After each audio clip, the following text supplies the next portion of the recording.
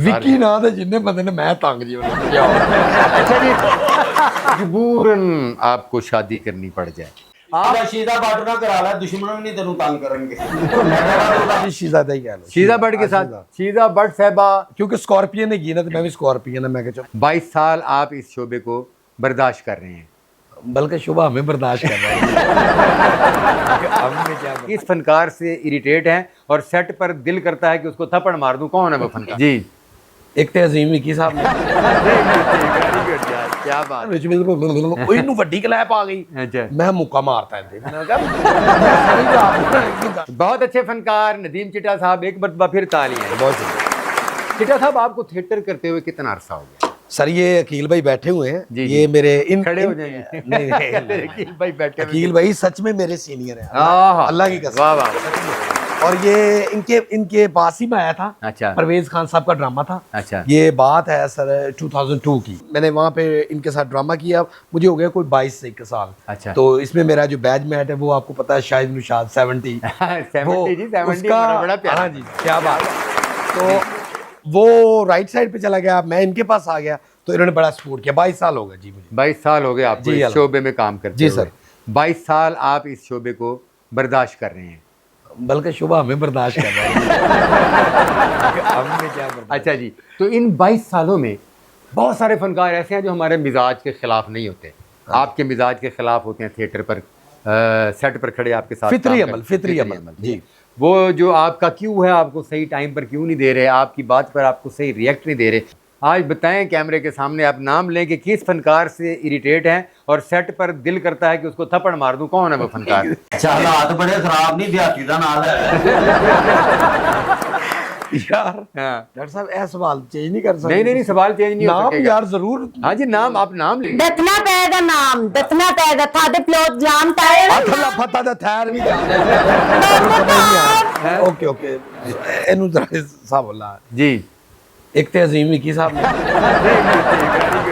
क्या बात है। अच्छा, वो जुगतों की मशीन है जी, वो हमारा एक्टर अजीम विक्की नहीं देखता कि साथ वाले फनकार का कौन सा क्यों, उसको जो जुगत ज़हन में आ जानी है उसने वो करती जानी है और नाल वाले का बेड़ा कर देना। ਉਹਨੇ ਨਹੀਂ ਨਾਲ ਲੈਣਾ, ਉਹਨੇ ਵੇਖਣਾ ਕਿ ਇਹਦੀ ਕੋਈ ਪੰਚ ਲਾਈਨ ਹੈ ਜਾਂ ਇਹਦੀ ਕੋਈ ਵੱਡੀ ਕਲੈਪ ਹੈ, ਉਹਨੇ ਅੱਛਾ ਅੱਛਾ ਉਹ ਇੱਕ ਡਰਾਮੇ ਦੇ ਵਿੱਚ ਨਾ, ਮੈਂ ਬਲਕਿ ਤੁਹਾਡਾ ਡਰਾਮਾ ਸੀ ਜੀ, ਤੇ ਮੈਂ ਉਹਨਾਂ ਨੂੰ ਕਿਹਾ ਸਟੇਜ ਤੇ, ਮੈਂ ਕਿਹਾ ਹਰ ਬੰਦਾ, ਮੈਂ ਕਿਹਾ ਅੱਜਕੱਲ ਤੁਸੀਂ ਵੇਖਿਆ ਹੋਏਗਾ ਟਿਕਟੌਕ ਤੇ ਇੱਕ ਇੰਜ ਕਲਿੱਪ ਚੱਲ ਰਿਹਾ ਕਿ ਇੰਜ ਕਰਕੇ ਕਰੋ ਤਾਂ ਕੋਈ ਜਲ ਪਰੀ ਬਣ ਜਾਂਦਾ, ਕੋਈ ਕੁਝ ਬਣ ਜਾਂਦਾ। ਹਾਂ ਠੀਕ ਹੈ ਜੀ, ਸਹੀ। ਮੈਂ ਕਹਿੰਨੇ ਇੰਜ ਕਰ, ਅਜ਼ੀਮ ਵਿਕੀ ਨੂੰ ਮੈਂ ਕਿਹਾ, ਮੈਂ ਕਹਿੰਨੇ ਇੰਜ ਕਰਕੇ ਬਣਾਇਆ ਤੇ ਰਿਚ ਬਣ ਗਿਆ।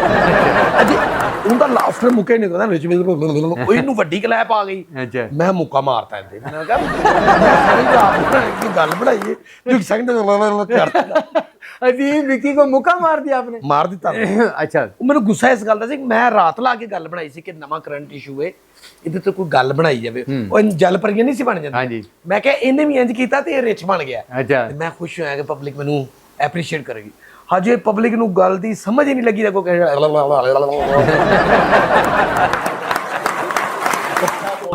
क्या बात, बड़े मजेदार और बड़े फनकार। नो डाउट, इसमें कोई शक नहीं। अच्छा, मुझे एक और सवाल आपसे करना है।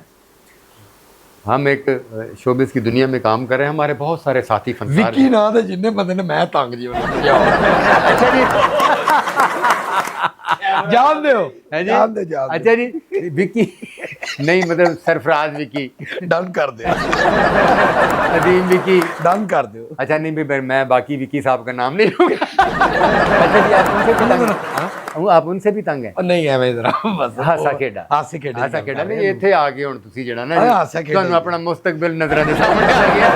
ਅੱਛਾ ਬਿਲ ਨਹੀਂ, ਉਹ ਵੈਸੇ ਹੀ ਹਾਸੇ ਖੇਡੇ ਚ ਗੱਲ ਕੀਤੀ। हाँ थे ते दाल नहीं देती, अपनी दाल दे तो पर्दा पा ले। हाँ, मैं बैठी 1 मिनट में बैठी सिर्फ सुन दे, ਤੇਰੀ ਗੱਲ ਪੂਰੀ ਨਹੀਂ ਸੁਣੀ। कल तू कल मैं तेरे देख ना ਜਦੋਂ ਬੋਲਦੀ ਡਾਕਟਰ ਸਾਹਿਬ ਇਹ ਵਿੱਚ ਬੋਲਿਆ, ਦੁਬਾਰਾ ਕਰ दोबारा कर वेखी जाएगी, कर तू ਬੋਲ कर बोल। ਕਿਤੋਂ ਗੱਲ ਕੀਤੀ ਸੀ ਸ਼ੁਰੂ? हाँ जी, मैं बोल दई की कहन लगा सा नदीम चिट्टियाला दा शुक्र कर फनकार बन गया, नहीं ते तू उच्ची सलवार पा के पंगूड़े वेल्डिंग करया। बहुत खूब यार। अच्छा जी, वो जो साथी फनकार हैं हमारे ना, वो बड़े बड़े फनकार जो हैं बड़ा बड़ा झूठ बोलते हैं। ਯਾਰ ਡਾਕਟਰ ਸਾਹਿਬ ਕਿਹੜਾ ਸਕ੍ਰਿਪਟ ਖੋਲ ਕੇ नहीं नहीं, स्क्रिप्ट की बात नहीं है, ये हकीकत है कौन सा ऐसा फनकार है, ਰਾਈਟਰ ਡਾਇਰੈਕਟਰ ਨੇ ਨਾ ਗੱਲ ਉਹ ਕਰਦੇ ਨੇ ਕਿ ਅਗਲਾ ਬੰਦਾ ਇੱਕ ਵਾਰੀ ਹਿਲ ਜਾਵੇਗਾ। कौन सा वो फनकार है जो बहुत ज्यादा झूठ बोलता है और दिल करता है कि भी ये दिल मुंह करके वेखा ही ना, नाम लें। ਸਰਫਰਾਜ਼ ਵੀ अच्छा, सरफराज विकी बहुत झूठ बोलता है। ਬਹੁਤ ਝੂਠ ਬੋਲਦਾ। यार मैं तो, मेरा यार है, मैं उसको दुनिया का सच्चा तरीन इंसान मैं समझता ਦੱਸ हूं। ਰਿਹਾ हाँ। Vicky you would know what about me. शादीशुदा तो हैं आप? हाँ अल्हम्दुलिल्लाह। माशाल्लाह, अल्लाह ने आल औलाद भी दी है। हाँ मेरी बेटी है माशाल्लाह। तो माशाल्लाह, अब तो आपने वालिदैन की मर्जी से शादी की होगी, ख़ानदान में की होगी। अगर शोबिज़ में मजबूरन आपको शादी करनी पड़ जाए, मजबूरन इसलिए कह रहा हूँ कि घर के मामलात भी तो ख़राब ना हो मैं ऑप्शन देता हूँ कि मजबूरन आपको शोबिज़ की किसी खातून के साथ शादी करनी पड़ जाए, पड़ जाए या पड़ जा तो आप इनमें से किस खातून के साथ शादी करेंगे? फिरोज़ा अली एक, नंबर 1, आफरीन परी 2, नंबर 2 और शीज़ा भट्ट नंबर 3। आप इन तीनों में से किसके साथ शादी करके आपके ख्याल में आप सुखी रह सकते हैं? यार इतनी लंबी सोच में पड़ गए हैं आप। तीनों ही नहीं, हैं? तीनों ही नहीं। तीनों के साथ शादी, मैं आपको कह रहा हूँ कि कॉस्टली गया ने सर उन्होंने नाल गुजारा कॉस्टली नहीं, मतलब कि वो बड़ियां महंगियां ने, उन्होंने अखराजात बहुत ज़्यादा ने, वो असी अफोर्ड नहीं कर सकते। नहीं, इन तीनों ने ऐलान किया हुआ है कि हम जिससे भी शादी करेंगे हम उसके अखराजात खुद उठाएंगे। हाँ तो यही गल है ना, ते मर्द तो खुआंदा अच्छा लगता ना, हुण खांदा तो हाय हाय हाय हाय हाय, क्या बात है। लेकिन एक बात मैं आपको बताऊं, मैंने आपसे पहले कहा था कि मजबूरन आपको शादी, आपकी मर्जी शामिल नहीं है। हाँ। क्योंकि मुझे पता है कि हम ये बात नहीं कह सकते कि इसमें हमारी मर्जी शामिल है। डॉक्टर साहब मैं उधर आना भी आप शीदा भट्ट ना करा ला, दुश्मन भी नहीं तेनू तंग करेंगे। क्या बात चलो है। जी शीज़ा दा ही कह लो। शीज़ा भट्ट के साथ, शीज़ा भट्ट साहबा, क्योंकि स्कॉर्पियन ने की ना, तो मैं भी स्कॉर्पियन है, मैं कहा चलो अच्छा वो स्कॉर्पियन है, वो स्कॉर्पियन है और आप भी हाँ स्कॉर्पियन मैं है, भी वो मिजाज मिल जाए। तो इसलिए आप उनके साथ शादी करना हाँ। चाहते हैं। तो उनके अलावा जो दुनिया में बाकी स्कॉर्पियन है वो आपको उनके साथ शादी करने देंगे?